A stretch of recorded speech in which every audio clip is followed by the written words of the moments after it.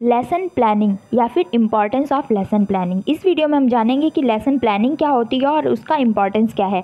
Lesson planning, जैसे कि आप जानते हो कोई भी टीचिंग कोर्स आप कर रहे होंगे, बीएड, एमएड या फिर बीएलएड, डीएलएड, बीटीसी, कोई भी टीचिंग कोर्स, या फिर आप मान लीजिए कि आप टीचर बन गए तो आप क्लासरूम में टीचिंग करने जा रहे हैं। उससे पहले आपको क्या करना पड़ता है, एक डायरी या फिर एक कॉपी, बुकलेट, जो भी हो, आपको उसमें लेसन प्लान बनाने पड़ते हैं।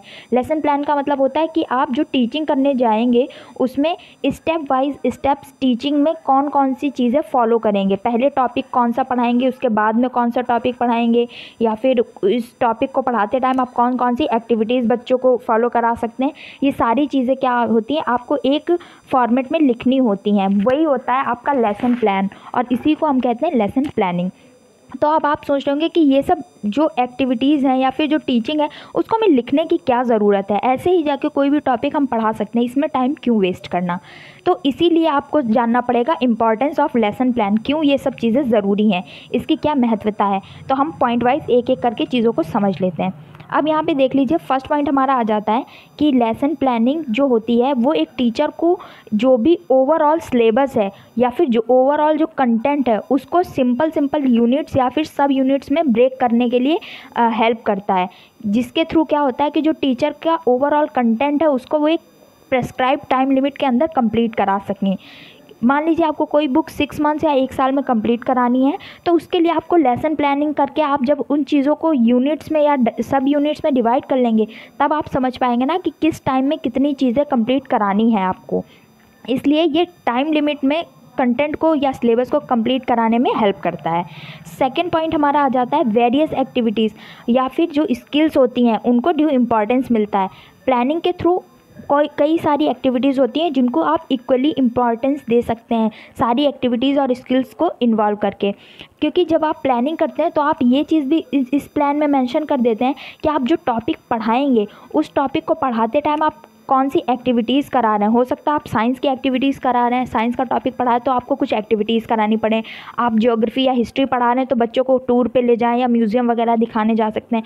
तो ये सारी एक्टिविटीज़, या फिर कोई आप लेक्चर दे रहे हैं तो उसमें लेक्चर स्किल जो भी टीचिंग की है, या फिर ब्लैक बोर्ड स्कूल को किस तरीके से यूज़ करना है, कई सारी टीचिंग स्किल्स हैं, अप्रोचेस हैं, टेक्निक्स हैं, कौन सी टेक्निक कब यूज़ करना है, ये सारी इंपॉर्टेंस आपको आ जाती है लेसन प्लानिंग में, क्योंकि आप इन चीज़ों को मेंशन करते हैं। थर्ड हमारा पॉइंट आ जाता है, जो टीचर है वो टीचर जितना भी बच्चों के बेनिफिट्स के लिए अवेलेबल रिसोर्सेज हैं उनको यूटिलाइज़ कर सकते हैं। लेकिन ये तभी पॉसिबल हो सकता है जब वो बिफोर हैंड यानी कि टीचिंग के पहले ही ये सारी चीज़ों को प्लान कर लें कि जितने भी सारे अवेलेबल रिसोर्सेज हैं उनको किस तरीके से यूज़ करना है, किस तरीके से यूटिलाइज़ करना है।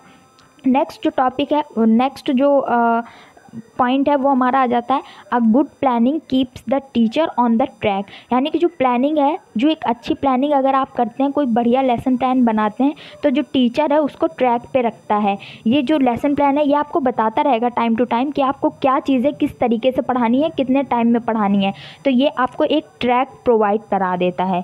इसी के साथ साथ आपको ये प्री डिटरमाइंड ऑब्जेक्टिव्स को भी अचीव करने में हेल्प करता है एक टीचर को, क्योंकि प्री डिटरमाइंड ऑब्जेक्टिव्स क्या होते हैं, जैसे कि आपने कोई भी टॉपिक पढ़ाया बच्चों को, तो वो टॉपिक पढ़ा के आप बच्चों को क्या समझाना चाहते हैं, आप क्या किस लिए वो टॉपिक पढ़ा रहे हैं, कि बच्चे किस चीज़ के सक्षम हो, किस चीज़ को समझने में। तो इसलिए ये प्री डिटरमाइंड ऑब्जेक्टिव्स को भी आप इस लेसन प्लान में लिख देते हैं और उनको अचीव ईजिली करने में लेसन प्लान क्या करता है, आपकी हेल्प करता है। फिफ्थ पॉइंट हो जाता है it helps the teacher to systematize the teaching learning process. जो भी लेसन प्लान है इसमें आप लिखते हैं ना चीज़ों को कि स्टेप बाय स्टेप आप पहले कौन सी यूनिट कवर करेंगे, उसके बाद कौन सा टॉपिक उस यूनिट का कवर करेंगे, फिर कौन सा सब टॉपिक कवर करेंगे। तो ये सारी जो टीचिंग लर्निंग की प्रोसेस चल रही है इसको एक सिस्टमेटिक रूप मिलता है हमारे लेसन प्लान से। नेक्स्ट जो पॉइंट है यहाँ पे 6 लिख लीजिएगा। नेक्स्ट पॉइंट में आ जाता है कि जो प्लान होता है वो एक वर्किंग फ़िलॉसफी होती है टीचर की। इसको चाहे तो आप अंडरलाइन वाली चीज़ को हाईलाइट कर सकते हैं कि टीचर की जो वर्किंग फ़िलॉसफी होती है उसको डिस्क्राइब करता है एक प्लान, या फिर जो टीचर है वो किस तरीके से पढ़ा रहा है, उसकी क्या तरीका है टीचिंग का, वे ऑफ टीचिंग, उसको भी डिस्क्राइब करता है हमारा लेसन प्लान। ठीक है, नेक्स्ट और लास्ट पॉइंट हमारा आ जाता है कि an effective planning provides the space even for the individual differences. Individual differences क्या होता है, जैसे कि आपने देखा होगा आपके क्लास में भी कई सारे बच्चे होंगे जिनको बहुत सारी चीज़ें बहुत जल्दी समझ में आ जाती होंगी, और कुछ बच्चे ऐसे भी होंगे जिनको कुछ चीज़ें कितनी भी बार समझा दो उनको ईजिली एक दो बार में समझ में नहीं आती हैं। तो ये हो जाती है हमारी वैयक्तिक विभिन्नता, यानी कि इंडिविजुअल डिफरेंसेस। अगर आप एक इफेक्टिव बढ़िया प्लानिंग टीचिंग प्लान बना रहे हैं, लेसन प्लान बना रहे हैं, तो आप इन बातों का भी ध्यान रखेंगे, यानी कि किसी बच्चे को किस तरीके से समझ में आ रहा है इस बात को भी आप उस लेसन प्लान में मेंशन करेंगे कि आप कितनी ईजिली समझाएं कि उस बच्चे को समझ में आ जाए, जिस बच्चे को कुछ चीज़ें समझ में नहीं आती हैं, यानी कि वीक बच्चा है उसको भी किस तरीके से आप चीज़ें समझा सकते हैं। तो ये इंडिविजुअल डिफरेंसेस का भी एक वेटेज है, वो मिल जाता है हमारे लेसन प्लान में। आई होप फ्रेंड्स आपको वीडियो अच्छी लगी हो तो प्लीज़ इसको लाइक करें, शेयर करें और सब्सक्राइब करें चैनल को अपकमिंग वीडियोस के लिए। नेक्स्ट वीडियो में हम बात करेंगे कैरेक्टरिस्टिक्स ऑफ गुड प्लान या फिर और भी कई सारी चीज़ों की। So keep watching and keep preparing for your exams. Good luck. Thank you for watching.